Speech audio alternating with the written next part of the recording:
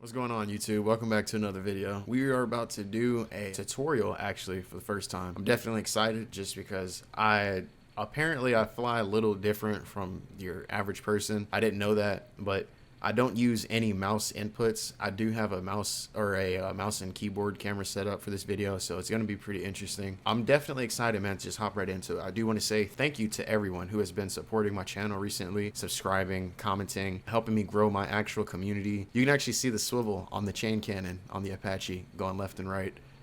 He's doing it right now. That's pretty amazing. Anyway, and we're about to jump right into it, man. I hope everybody's taking time out today to be productive, work on themselves, not necessarily just go to work. Definitely do invest in yourself, whatever business idea you have, make it happen. Let's get right into it though, guys. Let's go. We do have a convoy set up for this video, and we're probably gonna hop in the Huey first. Everybody has access to the Huey in this game, so it's gonna be the focal point of this video. From here, we can get a sense of how I fly everything else, right? All right, keyboard cam is activated. As you guys see, this is my WASD highlighted here on the keyboard. All right, so here we are on the Huey. We're gonna start out with the Huey, being that it's the, mostly the predominantly available helicopter in this game for everybody. You don't need to download any mods to have access to this. For those who are setup geeks and are just interested in how I play, yeah, I have two curved monitors. One is a 165, the other is a 240 hertz. Then I have a SkyPad, glass mouse pad is my mouse pad, and then I have a Ducky 1.2 Mini here with some O-rings on blue switches. And yeah, that's pretty much it. But yeah, we're gonna go ahead and start going. As you guys can tell, I have no real input on my mouse other than free looking. As you can tell here, you can see nothing but mouse. That's all that does. I do have an enemy convoy in these tree lines somewhere. I don't know if it's back there or over here, but yeah, I do have an enemy convoy set up so we can have some targets to send some rockets at eventually. But just for the raw, essentially how I fly, it is definitely mouse and keyboard input. Mostly everything is keyboard. I haven't touched anything as far as that. When it comes to doing the good J hooks and whatnot, it's nothing but mouse. I mean, keyboard inputs really.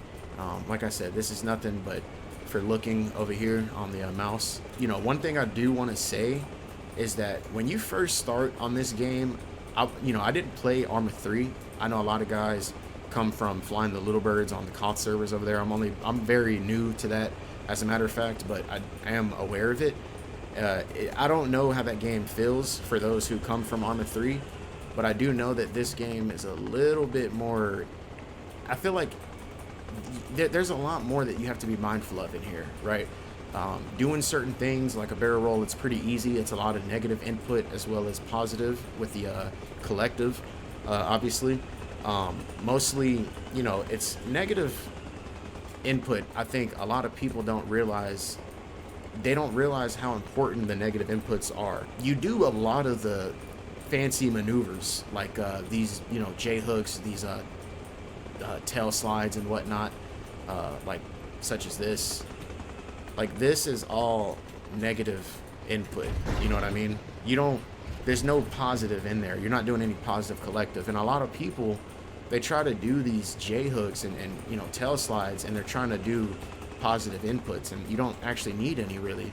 It's mostly all negative, like I keep saying. But anyway, besides that, I got your typical Q and E for rudder, and then left alt for negative collective, shift for positive, and that's about it, man. Really, mostly everything is predicting where your helicopter is gonna go, not where you are, right? Like, if I want to land on top of this hangar over here, I'm not gonna be paying attention really to where I'm at now, but mostly where I want to go, right? And where I want to go now is right here. You see what I mean? And that's all you need. And now I'm on the fucking hangar, just like that. If somebody wants to get off, they're good, and that's about it. So it's pretty simple flying in this game, honestly. It's not too intuitive, man. Like, it's not confusing. I think a lot of people just kind of lose it with how if you put the nose somewhere, it's gonna stay there. Like, if I do this, the helicopter's gonna kind of keep doing its thing. So, and I think most people, they try to keep that input going, but you don't actually need constant input, bro. You can, like, if I want to just do this, literally, I'm not doing anything, and it's doing what I want it to do. So with that being said, what I was getting at with anticipating the helicopter's movement is it's really important on your landings mostly, right? Like, you don't have to continuously negative collective the whole time. You can actually, like right now, see, I'm off, and then positive, and then just a little bit negative, and bam, I'm good. And we're on the floor. You know, it's pretty simple. But that's really the Huey for you. I don't have a Blackhawk here today. I did not download one of those mods for this. We are in Game Master, as you guys can tell. I do want to start out simple, practicing simple things, right? Like first, you know, just obviously, how do you go? You know, just a little bit of nose down authority and positive collective, and you're going forward. You know, if you want to go left and right, you do a little bit of rudder and roll, or yaw, as you would say, in this case, for rudder, right? And if you want to go left, same thing. You just typically, you know, rudder left and a little bit of roll left.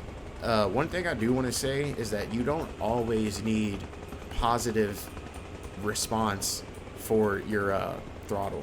Like, if you want to go somewhere, you don't always have to have that throttle going. You can actually, there goes the convoy. We're gonna set up for them.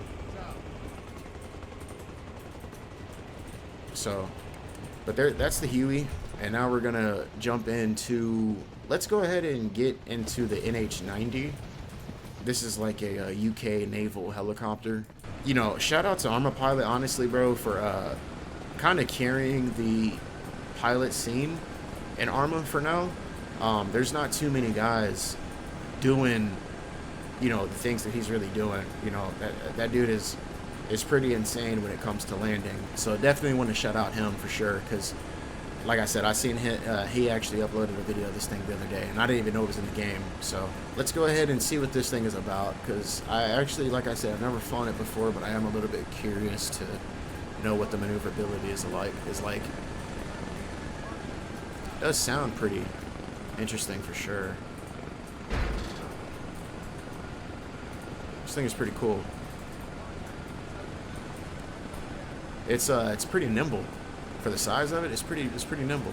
That convoy is going to be shreds in a second. So the last thing that I really do want to say about these transport helicopters is that, you know, when it comes to actually trying to achieve a good landing, like a you know, cool little tail slide or J-hook or whatever, it's really important to keep in mind the type of helicopter you have, because not every time are you going to want to fly a weak or not necessarily like the Mi-8, for instance, right? It's a lot less nimble. As a matter of fact, we need to get one of those out here, because I know there's a lot of guys out there that fly the Mi-8 Russian helicopters. So I do know the flight model is a little bit different in the Mi-8 compared to like the Huey, and the flight model that is typically used for like these modded you know, platforms like this helicopter and the Apache, the Blackhawk. But yeah, one thing I do want to point out to you guys, for those who don't know about negative and positive pitch, you know, to determine when to input positive or negative, it's really important to know the inertia of your helicopter, right? Is my helicopter going to be nose down after doing this maneuver, or is it going to be you know, trying to nose up, right? So like right here, this is pretty easy. You just negative it the whole time. But if you're going to get some airspeed, like let's say here, let's land on that white building. Well, actually, we're going to just do a nice barrel roll, because I want to teach how to tell the inertia of your helicopter. You don't really want to lose your momentum, right? It's cool to keep the inertia, but you don't want to lose momentum. And so one thing that you got to keep mind of, like I said, is where your nose is actually going.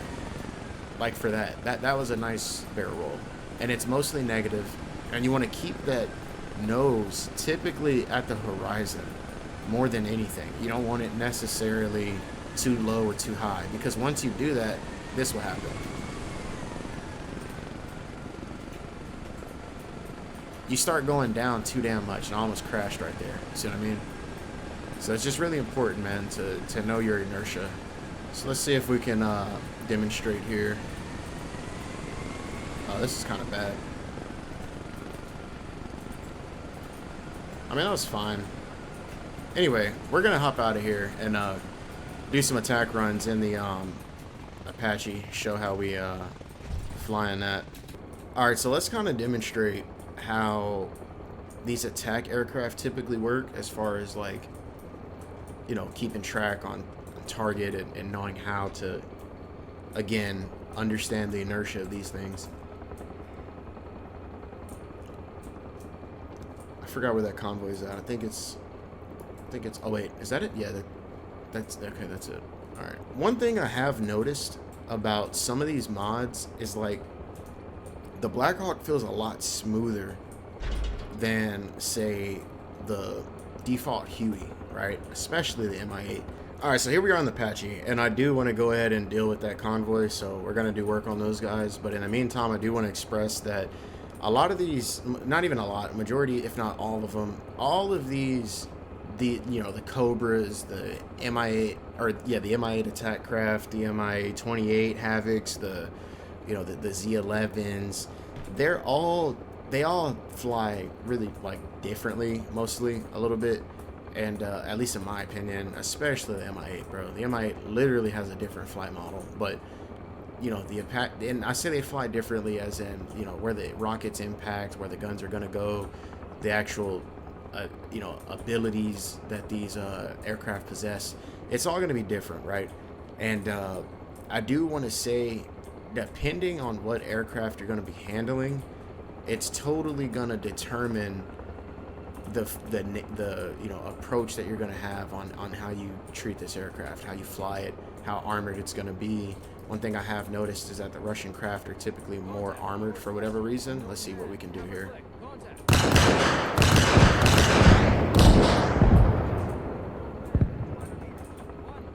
Oh wow, that's actually good rockets. So one thing I have noticed about the rockets in this game, unlike the American aircraft, dude, I feel like they do it really just depends.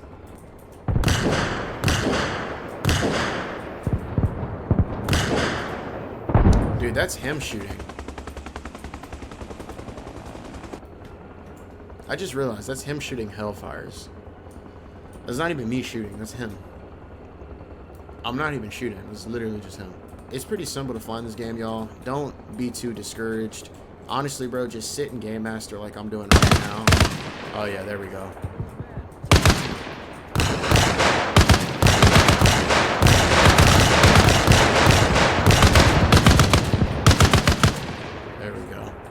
But anyway, yeah, don't feel discouraged, anybody who's trying to learn how to fly in this game, bro. Just go sit in Game Master.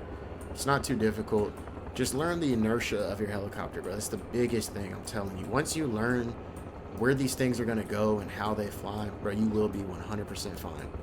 That's really my biggest thing to say, honestly. If you guys figure that out, you'll be good. That's going to be it for me today, though, guys. I appreciate y'all for tapping in. I hope I taught y'all something, and go be great. Peace. Catch y'all on the next one.